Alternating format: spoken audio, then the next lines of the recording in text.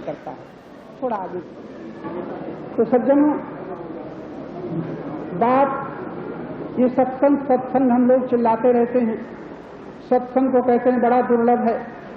हम तो कहते हैं संसार में सुलभ से सुलभ अगर कुछ है तो सत्य का संग। लेकिन हमारी कल्पनाएं, हमारी मानी हुई भावनाएं, हमारी कल्पित धारणाएं हमको उस सत्य से बहुत दूर कर देती हैं। फिर सुन लेना, मान्यताएं, धारणाएं, कल्पनाएं, वस्तुतः सत्संग के समान कुछ भी संसार में सुलभ नहीं है। इसलिए दुर्लभ वो होता है जिसके पाने के लिए कहीं भागना पड़ता है। आप कहोगे दुर्लभ है हमारे लिए सत्संग, स्वर्गाश्रम आना पड़ा। हम कहते हैं सत्संग दुर्लभ नहीं है, आपका यहां आना अवश्य दुर्लभ है जो सुलभ कर दिया। यहां किसी वक्ता को बुलाना अवश्य दुर्लभ है जो सुलभ हो रहा है। लेकिन यहां सुनने के बाद अब कभी न कहना कि सत्संग दुर्लभ है। सुनते हो तो क्या सुनते हो? सत्य उसे कहते हैं जिससे कभी दूरी आज तक हुई नहीं। परमात्मा उसको कहते हैं जिससे कभी दूरी न हो सकती है न हुई है। तब उसका संग परमात्मा को करना है कि तुम्हें करना है? आप नित्य प्राप्त सत्य का संग खुद नहीं करते हो और भागे भागे दौड़े दौड़े दिशाओं में घूमते हो। सत्संग सत्संग सत्संग। आज से याद रखना, सत्संग करना है। परमात्मा ही एक ऐसा परम सत्य है जिसकी अनुभूति के लिए तुम्हें दूसरे किसी की भी जरूरत नहीं। बड़ी विलक्षण बात। पूजा के लिए जरूरत पड़ेगी, माला की जरूरत पड़ेगी, फूल की जरूरत पड़ेगी, मूर्ति की जरूरत पड़ेगी, और मूर्ति के लिए मंदिर की जरूरत पड़ेगी, मंदिर बनाने के लिए, मूर्ति लाने के लिए पैसे की जरूरत पड़ेगी। लेकिन परमात्मा को पाने के लिए किसी की जरूरत नहीं। अगर आज हमारी बात कुछ खटक रही हो तो कल 10 मिनट पहले अपने प्रश्न रख देना। जो भी यहां सुनते हो समझने के लिए सुनते हो। आपको यहां फुसलाया नहीं जा रहा है, आपको रिझाया नहीं जा रहा है, आप समझने की क्षमता रख रहे हैं। इसलिए आपका ज्ञान आपको समझाया जा रहा है। अज्ञान नहीं समझाया जा रहा है और कुछ नहीं। यदि हम लोग अपने अपने अज्ञान को समझ लें ज्ञान के प्रकाश में, तो आपने अब इतनी देर में क्या सुना? सब परमात्मा और उसकी प्राप्ति के लिए आप इतने स्वतंत्र हैं, इतने स्वतंत्र हैं। रामायण में भी इशारा किया है, भक्ति स्वतंत्र सकल सुख खानी, लेकिन शर्त रख दी बिनु सत्संग न पावई प्राणी। अब आप कहते हैं सत्संग बड़ा दुर्लभ, बस गड़बड़ हो गया। जो भक्ति स्वतंत्रता पूर्वक प्राप्त होती है, किसी पर की अपेक्षा ही नहीं है, किसी अन्य के सहारे की जरूरत नहीं है, वो स्वतंत्रता पूर्वक प्राप्त होने वाली भक्ति के लिए कह दिया बिनु सत्संग न पावई प्राणी। अब कहोगे सत्संग बड़ा दुर्लभ। अरे वो सत्य इतना सुलभ है कि न कभी दूर हुआ है, न हो सकता है, न किसी ने दिया है, न दे सकता है। प्राप्त ही है, प्राप्त है। प्राप्त को केवल देख लेना है, दूसरे की दृष्टि से नहीं, अपनी दृष्टि से देख लेना। हाँ, अगर ये कह सकते हो कि अपनी दृष्टि के लिए फिर साधना करनी पड़ेगी। अपनी दृष्टि के लिए साधना करनी पड़ेगी, क्योंकि दूसरे की आंखों से आप भगवान को न देख पाएंगे। तब हमारे रामायण में बड़ा सुंदर इशारा है, उघर ही विमल विलोचन ही थे। कितना सुंदर संकेत। उघर ही, मिला ही नहीं, खाली खुलना बाकी है, मिलना नहीं। इसलिए संत बड़े मार्मिक विशेषण का उपयोग करते हैं। मिलने को नहीं कहते, उघरने को कहते हैं। बंद हैं और कुछ नहीं। बंद हुए नेत्रों के भीतर के, हृदय के नेत्रों को खोलने के लिए साधना की आवश्यकता। बस इतनी ही देर साधना अगर आप समझ लें तो फिर वही कहूंगा कि दूसरे की अपेक्षा न रह जाएगी। भगवत प्राप्ति के लिए किसी की अपेक्षा न। भगवान ने गीता में बड़ा सुंदर संकेत किया, अनपेक्षा शुचिर दक्ष उदासीनो गतव्य। अनपेक्षा, भगवान कहते हैं जो अनपेक्ष है ऐसा भक्त मुझे प्यारा है। आप भगवान का प्रेम किस बल पर प्राप्त करना चाहते हो? अपेक्षा रख करके। धन की बदौलत भगवान का प्रेम प्राप्त होगा, फूल और मालों की बदौलत भगवान का प्रेम प्राप्त होगा, बड़े कीमती हारों के द्वारा पूजा की बदौलत भगवान का प्रेम प्राप्त होगा। भगवान कहते हैं अनपेक्षा।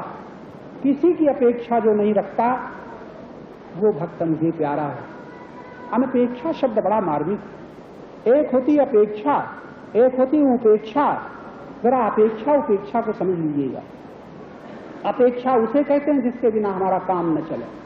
अपेक्षा हो गई, बचपन से लेकर के आज तक आपको अपेक्षा की, यहां तक कि अगर इस तरह का सत्संग करना है तो इस हाल की अपेक्षा है, पंखे की अपेक्षा है।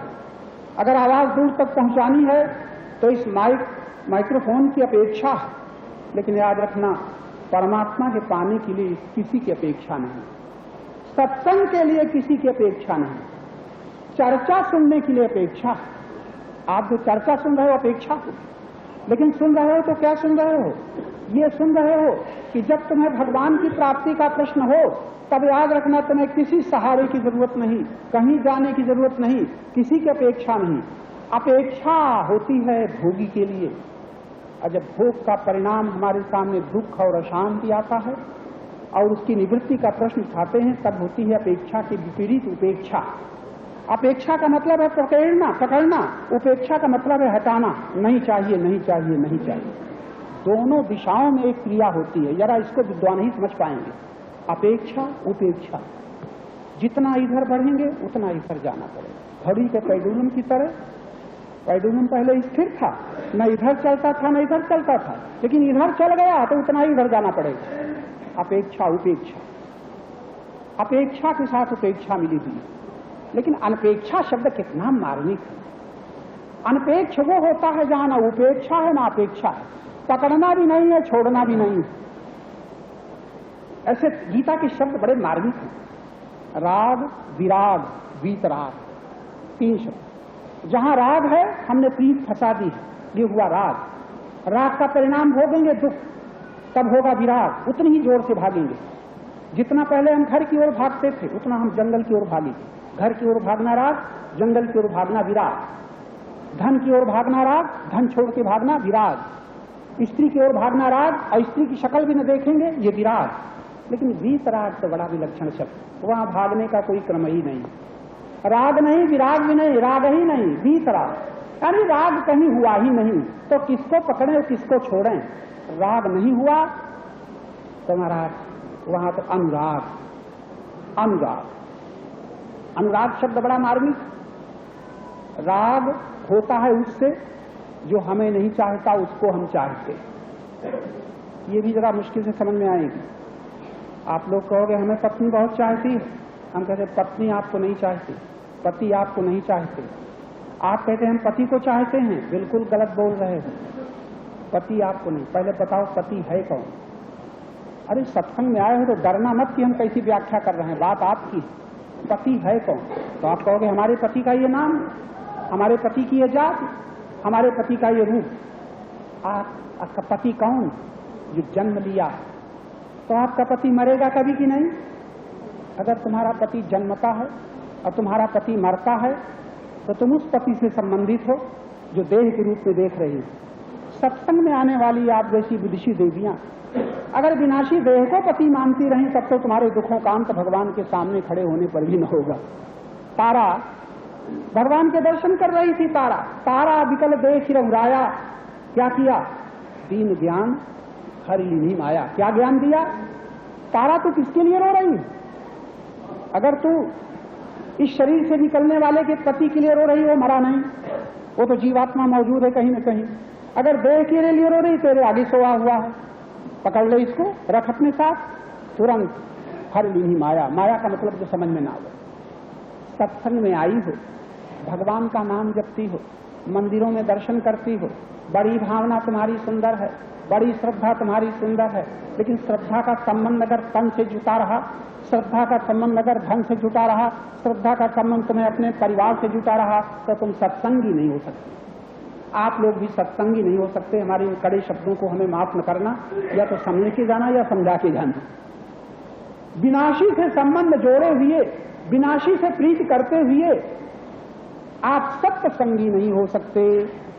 और सत्संगी होना है तो विनाशी छोड़ना नहीं है। जरा डर न जाना, घर नहीं छोड़ना है, परिवार नहीं छोड़ना है, पति पत्नी नहीं छोड़ना है, किसी को नहीं छोड़ना है। विनाशी तो अपने आप छूट जाएगा, छोड़ने की मेहनत तुम्हें नहीं करनी, अपने आप छूट जाएगा। उसके लिए क्या छोड़ना? छोड़ना तो उसे है जो तुम्हारी ओर से चल रहा है। तुम्हारी ओर से चल रहा है अज्ञान, तुम्हारी ओर से चल रही है भ्रांति, तुम्हारी ओर से चल रही है भ्रम। तो मैं थोड़ा बात आगे न बढ़ जाए, आपकी चर्चा में आप लोग थोड़ा आपकी ओर इशारा है। तुम ये तो कहोगी प्रवचन हमने सुन लिया, बड़ा अच्छा लगा। अरे प्रवचन अच्छे लगने से तुम्हारा भला न चलेगा। अगर तुम कहीं स्वयं अपने आप को अच्छे लगने लग जाओ, तब जब अपने आप को जान तो लो। तो मैं इशारा कर रहा था, ज्यादा भगवान की बात को छोड़ो। भगवान के पीछे भागते भागते तुम्हारी इतनी उम्रें बीत गई, कह नहीं सकती कि हमें भगवान मिल गया, हमें भगवान राम मिल गए, हमें भगवान कृष्ण मिल गए, आप कह नहीं सकती। अगर किसी की हिम्मत हो ये कह भी दे कि हमें भगवान राम मिल गए, कृष्ण मिल गए, तो मैं कहूंगा जिनको राम मिले थे, कृष्ण मिले थे, उनके भी दुख न मिटे थे। सुख तो मिला था लेकिन दुख नहीं मिटे थे। राम के दर्शन करने वालों के भी दुख तब तक नहीं मिटे थे, कृष्ण के दर्शन करने वालों के दुख तब तक नहीं मिटे थे जब तक राम और कृष्ण को तत्वतः ज्ञान के द्वारा न देख पाए थे, तब तक न मिटे थे। मिटे थे कृष्ण के दर्शन करने वाले अर्जुन सरीखे महापुण्यवान महात्मा अर्जुन, और वो भी व्यथित हैं, वो भी दुखी हैं, वो भी अशांत हैं, और कृष्ण के दर्शन हो रहे हैं कि नहीं? अयोध्यावासी राम के दर्शन कर रहे हैं। भगवान को बड़ी करुणा आती है। एक बार रघुनाथ बुलाए, बड़े करुणित होकर के अयोध्यावासियों को बुलाया। द्विजपुरवासी सज्जन सभी आए और कहना क्या शुरू किया, नहीं अनीक नहीं कछु कबुताई, सुनाऊं और करऊं जो तुम। इतनी वहां शासन नहीं है, वहां शासन नहीं है, वहां तो करऊं और सुनाऊं करऊं जो तुम्हें सुहाए। इतना प्रेम के साम्राज्य में शासन नहीं हुआ करता। जहां शासन होता है तहां कोई मांग होती है, जहां कोई चाह होती है। तो मैं इशारा कर रहा था कि तुम महात्माओं के दर्शन क्या, भगवान के भी दर्शन करो। अगर भगवान की बात न मानो तो तुम्हारे दुख नहीं मिट सकते। और हम आपकी तारीफ करते हैं, इतने मजबूत हो, इतने मजबूत हो, इतने जबरदस्त हो, इतनी मजबूती से तुमने पकड़ा है किसे, अविनाशी को कि विनाशी को? विनाशी को। इतने मजबूत हो कि मेरे कहने से आसानी से तो छोड़ोगे नहीं, मेरे कहने से तो तुम नहीं छोड़ोगे, लेकिन दुख आके बताएगा कि तुम जिसे पकड़े हो उसे तुम पकड़े रह नहीं सके, कि रह सकोगे। इसलिए सावधान हो जाओ, छोड़ने की कोई बात नहीं है। शायद आज के बाद हम ये चर्चा न करें। हमारी तमाम देवियां, पति से प्रेम करने वाली देवियां, सत्संग में आने के बाद ये जान लें कि झूठा पति और सच्चा पति में क्या अंतर है। झूठा पति वो है जो जन्म लेता है और जिसका संबंध विच्छेद हो जाता है।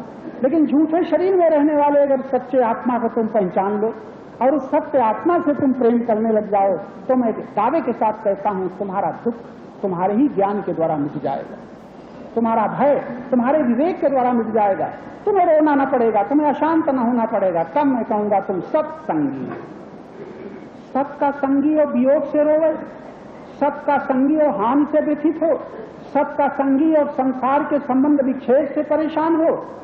भैया माफ करना या न करना, सत्संगी होकर के जो व्यथित होता है